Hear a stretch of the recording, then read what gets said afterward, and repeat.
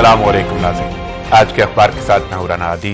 इसी दुआ से प्रोग्राम का आगाज करेंगे कि अल्लाह रब्बुल इज़्ज़त आज के रोज़ हम सब के लिए आसानियां पैदा करें, आमीन। बढ़ते हैं प्रोग्राम की जानिब।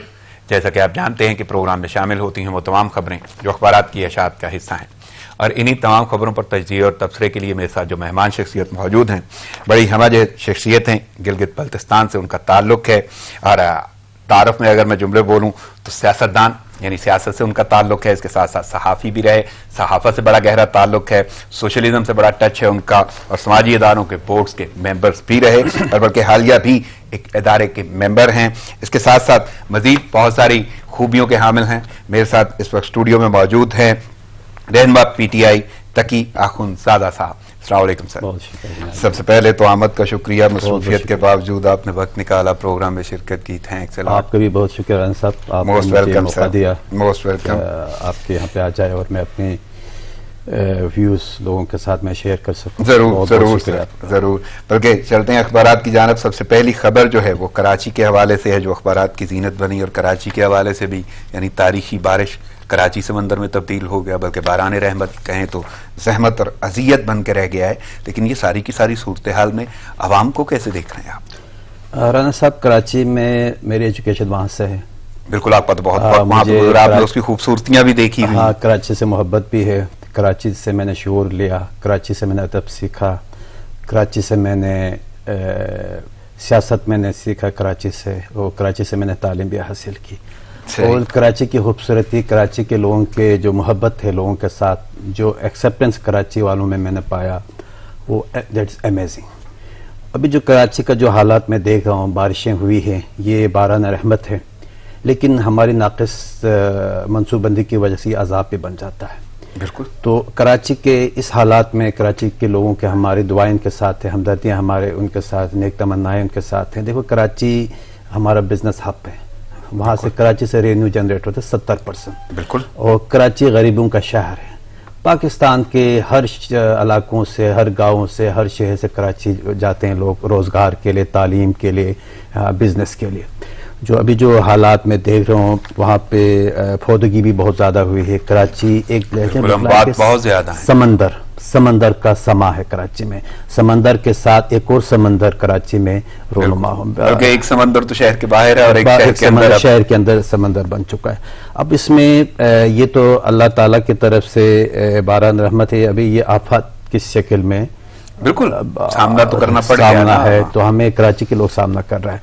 और इसमें देखिए जी, आप देखें कि मनसूबबंदी बहुत नाक़िस मनसूबबंदी का शहर है। मैं रहा हूँ कराची में, और 30 साल एक जमात के पास हुकूमत रही। अभी मौजूदा हुकूमत जो पीपल्स पार्टी के गवर्नमेंट 10 साल से कंसेक्टिवली 10 साल से वो हुकूमत कर रही, तो उनकी नाक़िस कारकर्दगी, नाक़िस मनसूबबंदी का भी एक वजह है अभी जो कराची समंदर का समा है। लेकिन आखुंदज़ादा साहब, एक बड़ी अहमियत की हामिल बात है।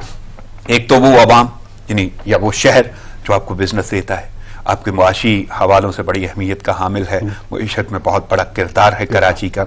और दूसरी जानब यानी उसको अपना सब कहते हैं, अपनाता कोई नहीं है, तो जिम्मेदार कौन है इस सारी सूरत हाल का? बिल्कुल, आपने बहुत ज़बरदस्त सवाल पूछा, और हकीकत भी है। बिल्कुल, वहाँ कराची को अपनाया किसी ने नहीं अपनाया। देखिए, कराची ने पीपल्स पार्टी को वहाँ से कई दहाइयों से पीपल्स पार्टी की गवर्नमेंट रही, MK मुत्तहिदा कौमी मूवमेंट, ये 30 साल से उनकी हुकूमत रही। मेयरशिप उनकी थी, मेयरशिप अब भी मेयरशिप उनके पास है, वसीम अख्तर साहब मेयर हैं, इनके पास है, लेकिन कराची को दिल से नहीं अपनाया। हो गया, अब उनका आखिरी रोज है। ठीक है जी, इदारे वहाँ पे बने नहीं, इदारों में सियासी नौयत पर वहाँ पे अपॉइंटमेंट हुआ, वहाँ पे उसको मेरिट को पामाल किया गया, और कराची के मसाइल की तरफ उनकी तवज्जो नहीं गई। तो कराची को दिल से किसी ने नहीं अपनाया। ये शिकायत मुझे बहैसियत में कराची में रहा हूँ, मैं वहाँ से तालीम हासिल कर, मुझे भी यही मेरे दिलो दिमाग में यही कि कराची को किसी ने अपनाया नहीं। आखिर उसकी वजह क्या है? यानी कराची अगर लोगों को पालता है, इवन हुकूमतों को या मुल्क को पालता है, राना साहब, वजह मैं जो समझता हूँ ना, जो जिनको मैंडेट दिया है उनकी बदनीयती है। सही। 30 साल MKM को मैंडेट दिया कराची ने, اور کراچی نے ہی ایم کیو ایم کو اس سب سے بڑی جماعت، دوسری بڑی جماعت، آپ کی ایک زمانہ ہوتا تھا نیشنل اسمبلی دوسری جماعت ہوتی تھی ان کی، صحیح، ایک دو الیکشن کے بعد جب رزلٹ آتا وہ دوسری جماعت ہوتی تھی، لیکن انہوں نے توجہ نہیں. اس کے بعد پیپلز پارٹی نے کبھی کراچی کو اون نہیں کیا. آپ پوری ہسٹری آپ دیکھیں، کراچی کو اون نہیں کیا. کراچی کے پہ آ کے حکومت ضرور کی انہوں نے، بالکل سیاسی نعرے لگائیں، لیکن کراچی کو اون نہیں کیا. میں اس میں پچھلے سال کراچی گیا تھا، میں ڈیفنس جا کے کلیکٹر، حالانکہ خوبصورت شہر، وہاں پہ آبادیاں تھی، وہ جس طریقے سے بنایا تھا، وہاں جا کے کچرا دیکھے میں حیران رہا. تو کراچی کو اون نہیں کیا، یہ سیاسی موٹیویٹڈ ان کے ذہن ہے، اس وجہ سے کراچی کو اون نہیں کیا گیا. اور اس میں ناقص کارکردگی اور جن کو مینڈیٹ دیا ان کی بدنیتی کی وجہ سے کراچی کا یہ حال ہوا. نہیں تو سمجھ سے باہر ہے ادارے، یعنی میں یہاں پہ ضرور ذکر کرنا چاہوں گا. سب سے پہلی بات تو یہ کہ جو وہاں پہ سما ہے وہ تو واقعی اب تالاب کا منظر کہیں، دریا کا یا سمندر کا جو بھی مناظر ہیں وہ الگ ہیں، لیکن کے الیکٹرک یعنی پہلے ہی ایک بوند پہلی بوند پہ ہی وہاں پہ بجلی بند ہو جاتی تھی. اب پانی کی صورتحال میں جو تاروں کی تنصیب ہے، کرنٹ کی وجہ سے ہم بات ہو رہی ہیں، پانی کا نکاس کوئی نہیں ہے. دوسرا وہ صفائی کا کانسیپٹ نہیں ہے، بلکہ پچھلے دنوں وہ نالوں کی صفائی کے حوالے سے تجاوزات تھے، وہ آپریشن مؤخر کر دیا گیا ہے. تو آخر ادارے کیا کر رہے ہیں، یا اداروں کو کون دیکھ رہا ہے؟ یہ ادارے کیوں نہیں اپنا کردار ادا کر رہے؟ بلدیہ عظمیٰ، کے الیکٹرک، باقی معاملات. دیکھو ادارے میں جو لوگ ہیں وہ خود شامل ہیں. جہاں جہاں انکریجمنٹ ہے، ادارے نے خود ان کو اجازت دی ہے نا، انکریجمنٹ آپ بنا لیں. بالکل. ابھی مثلا کے الیکٹرک کا، اب کے الیکٹرک کا بھی یہی حال ہے. کے الیکٹرک اس وقت بجلی سپلائی نہیں دے سکتی جب تک آپ کی سڑکیں کلیئر نہ ہوں. ان کی وہاں پولس ہیں، ان کے تارے ہیں، یہ خطرات تو ہیں. لیکن اداروں میں بھی وہی لوگ ہیں جن سیاسی جماعتوں کا میں نے نام لی، انہوں نے اپنے بلو آئٹس وہاں پہ بھیجے گئے ہیں، میرٹ کو دیکھا، وہ انکمپٹنسی وہاں پہ ہے. انہوں نے ول نہیں کہ ادارے کے لیے کام کرے، اس شہر کے لیے کام کرے. جب اداروں میں اچھے لوگ نہیں بٹھائیں گے، آپ جب اپوائنٹمنٹ اچھے لوگوں کو میرٹ کے مطابق وہاں پہ لوگوں کو نہیں بٹھائیں گے تو ادارے کام نہیں کریں گے. انسٹیٹیوشن بلڈ اپ ہوگا تو وہاں پہ انسٹیٹیوشن کام کرے. انسٹیٹیوشن اچھے لوگوں کو آپ بھیجیں گے، میرٹ پہ بھیجیں گے تو وہاں پہ کام کریں گے. وہ تو ہونے ہی نہیں دیا 30 سال سے. آپ دیکھ 1988 سے اب تک میرٹ کے تمام کی تمام بھرتیاں سیاسی ہیں، تمام سے. واٹر بورڈ کا آپ دیکھیں تمام سیاسی لوگوں کا ہے واٹر بورڈ. آج کے سیوریج کے کراچی میں سیوریج کا نظام برباد کیوں ہو رہا ہے؟ وہاں پہ جو ہے نا میرٹ پہ انہوں نے بھرتی نہیں کیا. دیکھو نا، میں تین کراچی میں بھی ایسے لوگ ہیں جنہوں نے تین نوکریاں ان کے پاس.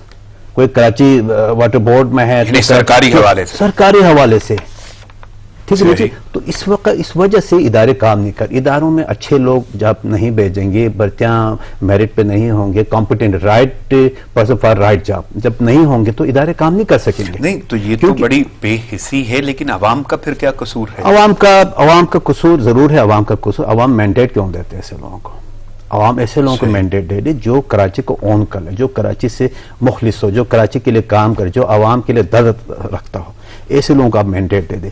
اب مسئلہ یہ ہوتا ہے جب مینڈیٹ ہم دیتے، الیکشن جب ہوتے تو ہم جو نا مختلف سوچوں میں پڑ جاتا ہے. کہتے ہیں جی یہ اردو سپیکر ہیں، یہ سندھی ہیں، یہ بلتی ہیں، یہ پنجابی ہیں، یہ پٹھان ہیں، اور پھر سیکٹرین ڈیوائڈ میں ہم آ جاتے ہیں. جب اس وقت آپ نے دیکھنا ہوتا کہ کون بندہ بہتر ہے علاقے کے لیے، شہر کے لیے، لوگوں کے لیے. آپ جب مینڈیٹ دیتے اس وقت آپ کو فیصلہ کرنا ہوتا ہے بڑے محتاط طریقے سے. یعنی کسی حد تک عوام کو پھر اپنا ہی کیا بھگتنا پڑ رہا ہے. عوام کے ساتھ صاحب، عوام 30 سال سے عوام کا بھی کچھ نہ کچھ اس میں کردار تو ہے نا. عوام جب اپنے منتخب نمائندوں کو آپ بیچتے ہیں تو عوام نے ہی بیچنا ہوتا ہے، تو اس میں تھوڑا سا کردار ہے. لیکن سب سے زیادہ پھر بھی جو نا پھر بھی حکومت کی ذمہ داری ہے شہریوں کو سہولتیں دینا، شہریوں کو آفات سے بچانا، پریشانیوں سے بچانا. یہ حکومت کی اولین ذمہ داری. اگر کوئی حکومت، میں اگر مسائل پہ جاؤں نا، سب سے اہم بات پانی پہلے نہیں تھا. صاف پانی کے وہاں پہ لالے پڑے ہوئے تھے، بہت جگہوں پہ قلت ہے پانی کی. آپ بات کریں وہاں پہ ٹینکر مافیا ہے، باقاعدہ منسٹر انوالو ہے. وہ ٹینکر کے اربوں روپے کا ٹرانزیکشن ہوتا ہے، اربوں کا پیسہ رینیو اس میں آتا ہے لوگوں کے لیے. تو وہ پانی کا تو ہم جب پڑھتے تھے اس وقت بھی ایشو تھا. اور اس وقت جو صورتحال ہے، سڑکیں آپ کو نظر نہیں آ رہی، شاہراہیں صرف نام کی رہ گئی. یعنی آپ دیکھیں اس میں چیف منسٹر ہاؤس سے لے کے آپ کا آواری ٹاور ہوٹل کا وہ روڈ آپ کو صاف نظر آئے، کلیئر ہے جو میری بات ہوئی. لیکن وہ بھی آپ کو مثلا کن علاقوں سے جوڑے گا، وہاں تک آپ جا سکتے ہیں. تمام علاقے ڈوبے، ڈی ایچ اے ڈوبے ہوئے ہیں. حالانکہ اور نہ صرف علاقے ڈوبے ہوئے ہیں، کنٹینرز تک کنٹینر ڈوب گئے، گاڑیاں ڈوب گئے ہیں، وہ تیرنے شروع ہو گئے. کل وہ موبائل جو ہے ریسکیو ٹیم، رانا صاحب مجھے رات کسی دوست نے بھیجا، وہ جو چرپائی، وہ پانی آیا ہوا چرپائی پہ بیٹھے ہیں گھر والے، پورا گھر جو ہے پانی سے ڈوب گیا. تو یہ تو شرم کی بات ہے. یعنی ایک تو اتنی بے حسی حکومت کی، شہر زندہ لوگوں میں کی، پینے کے پانی کی قلت، پینے کا پانی، بجلی اوپر سے بجلی کا معاملہ. جب آپ کے پاس بجلی ہی نہیں ہوگی تو وہاں سے پانی کس طرح آئے گا؟ پانی اور کیونکہ آپ اتنا پانی وہاں پہ اس وقت ہے، اس میں گاڑیاں بہ رہی ہیں اور بائکس تو